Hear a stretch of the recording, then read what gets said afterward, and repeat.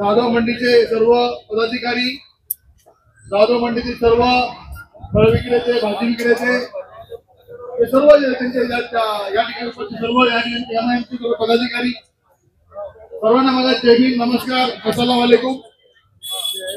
मित्रांनो, आजच्या या लढाई मोर्चामध्ये आपण सर्व एकजुटीने उपस्थित आहोत. आज आपल्याला या ठिकाणी याची गरज का पडली? कारण की महानगरपालिकेतील अधिकारी येण्याच्या कातडीचे आहेत. त्यांना कळायला पाहिजे की आपण या ठिकाणी जनतेची सेवा आहोत. आपण मालक नाही या शहराचे, परंतु या ठिकाणी अधिकारी मालकासारखे वागत आहेत. ते आपले सेवक आहेत, त्यांनी आपली सेवा केली पाहिजे. मित्रांनो, या प्रकरणामध्ये एकदा आम्ही सर्व कार्यकर्ते भाऊ साहेबांकडे गेलो होतो.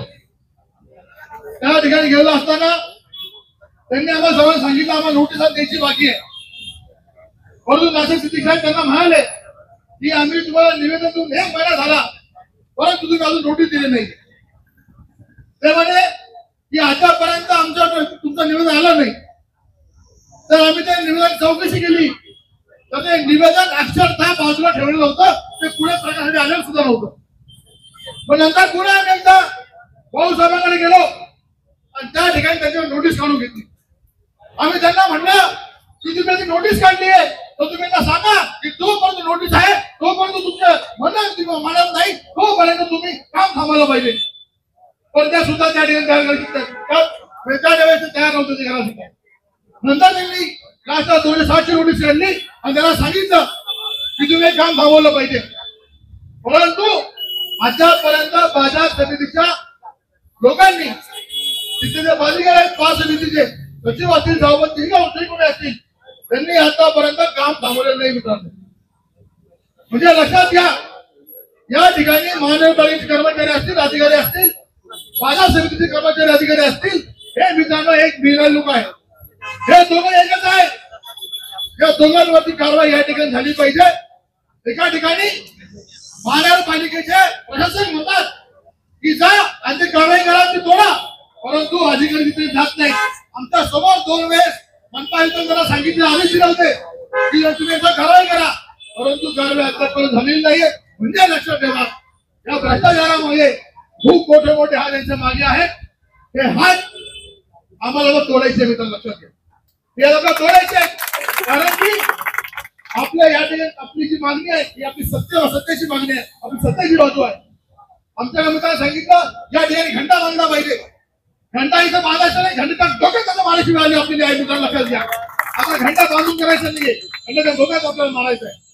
मित्रांनो, आतापर्यंत सहनशक्ती या ठिकाणी म्हणजे अतिसहन आपण गेले, अतिसहन गेले. आता सहनशक्तीच्या पलीकडे आपलं आंदोलन आलेलं आहे. ही आता ही त्याची शेवटचं आपलं आंदोलन आता आत्ताच आहे. आम्ही लोकशाही मार्गाने आंदोलन करत आहोत. तर यापुढे ज्या त्याचे बांधकाम आहे त्याचं पाडलं नाही, त्या लोकांवरती कारवाई केली नाही, तर आम्ही आमच्या येण्याच्या पद्धतीनं या ठिकाणी आंदोलन करणार आहोत. त्याची सर्व जबाबदारी पोलीस प्रशासन असेल, मनपा आयुक्तांची असेल आणि बाजार अधिकाऱ्यांची असेल. म्हणून लक्षात ठेवा मित्रांनो, आता आर्या पारची लढाई आपली. आता एक तो बर्बाद करेंगे नहीं तो बर्बाद हो जाएंगे. आता या ठिकाणी ह्या पद्धतीचं आंदोलन करायचंय. तर मी सर्वांना विनंती करतो की आता आपण असाच एकजुटीने या लढाईमध्ये सामील होऊया.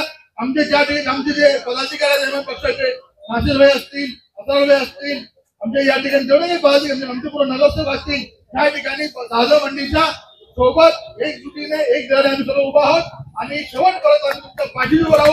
पण तुम्ही आमच्या पाठीशी सोबत राहिलं पाहिजे. कारण की आपलं हे आंदोलन हे सर्वांना ताकदीमुळे आज या ठिकाणी आलेलं आहे. मित्रांनो, लक्षात घ्या, आपण जगात नसतो तो कोणत्याच नोटीस त्यांना मिळाल्या नसत्या. आपण जगात नसतो तर बांधकामावरती कारवाई आतापर्यंत झाली नाही, आता ही कृत्य होणार आहे. लक्षात ठेवा, कारण की त्या ठिकाणी या पक्षाचे पदाधिकारी जेव्हा आपली दाखवतात हवा तेव्हा 100% या ठिकाणी कारवाई होते. आता परंतु शेवटचं आंदोलन हे लक्षात घ्या की आता हे आपलं लोकशाही मार्गे शेवटचं आंदोलन आहे. आता दंडुकेशाहीचं आंदोलन आम्ही करणार आहे. याची दक्षता या ठिकाणी सर्वांनी घेतली पाहिजे. आणि या ठिकाणी थांबतो. धन्यवाद. जय भीम. जय भारत.